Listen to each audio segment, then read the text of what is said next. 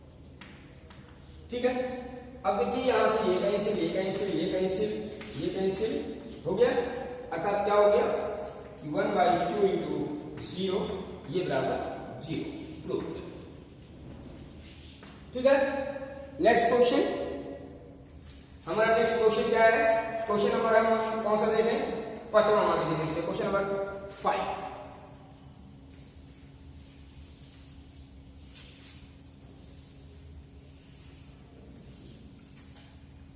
Question number 5 क्या कर रहे हैं?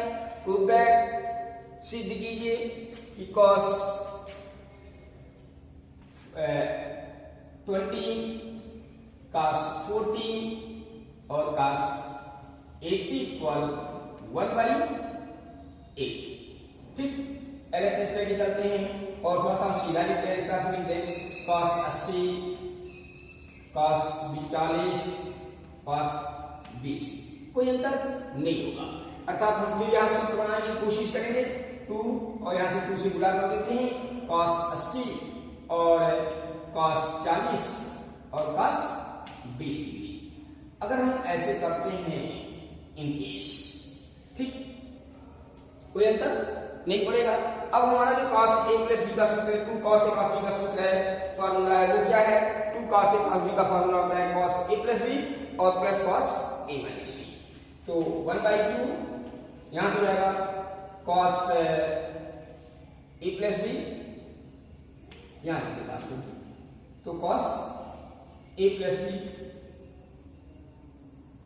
तो a प्लस b यानी 40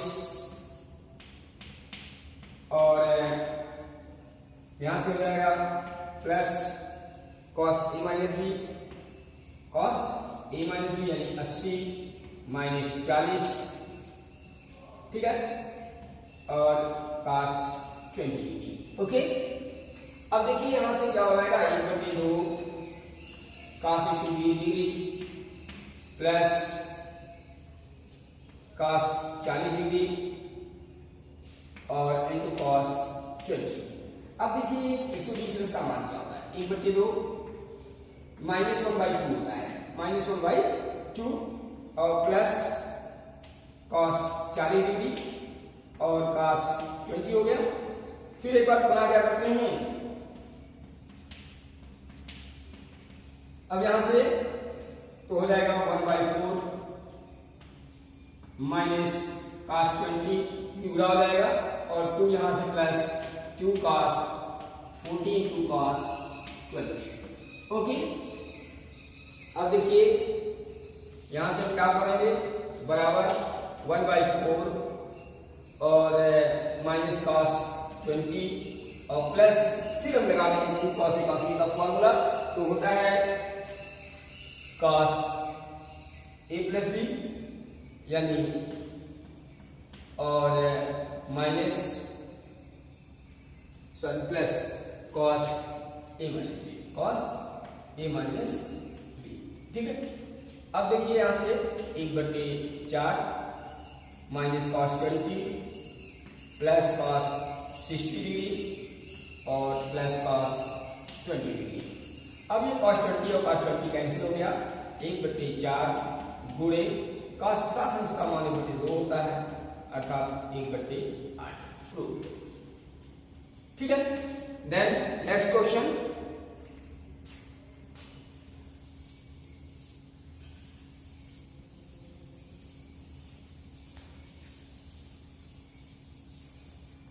क्या दिया गया है? नेक्स्ट क्वेश्चन में हम क्या कर सकते हैं कि क्वेश्चन नंबर 6 दिया गया है। क्वेश्चन नंबर 6 में दिया गया 4 cos 4 cos 8 into cos π/3 plus a into cos π/3 minus a equal आपको लाना है cos 3। क्या लाना है? cos 3। LHS लेके चलते हैं, LHS 4 cos a cos π/3 plus a और cos π/3 माइनस ए। ठीक है, अब देखिए यहां से हम क्या लिख सकते हैं, 2 cos a into 2 cos pi by 3 plus a cos pi by 3 minus a। ठीक है, अब यहां से हमारा फॉर्मूला लग गया, तो 2 cos a ब्रैकेट में क्या लिख सकते हैं कि cos a into cos b लिखा है तो होता है cos a plus b, cos a plus b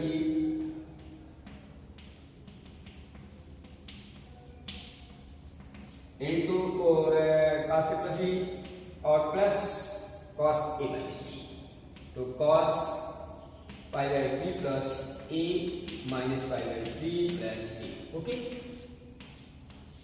अब देखिए यहां ए कैंसिल हो गया, यहां पाई पाई कैंसिल हो गया, अर्थात क्या बचा 2 cos a और यहां से क्या हो जाएगा कि cos 2 पाई बाई 3 प्लस यहां से cos 2a हो जाएगा। ठीक है, अब देखिए 2 cos a और यहां से क्या हो जाएगा कि cos यानी 60 120 अंश हो गया। ठीक है, और cos 120 अंश का मान माइनस 1/2 प्लस cos 2a। अब जब गुणा करेंगे तो क्या हो जाएगा माइनस cos a, ठीक, और cos a तो क्या हो जाएगा यहां से 2 तो कैंसिल हो गए, माइनस cos a और plus 2 cos a cos b। ठीक है, फिर फार्मूला लगाएंगे, तो जब फार्मूला लगाएंगे तो क्या हो जाएगा minus cos a plus cos a plus b का फार्मूला तो cos 2a plus a plus cos 2a minus a, अर्थात minus cos a plus cos 3a और plus cos a। cos a क्या हुआ, कैंसिल हो गया, बराबर क्या आया cos 3a प्रूव्ड। नेक्स्ट अगली वीडियो में मिलते हैं। ठीक है, थैंक यू।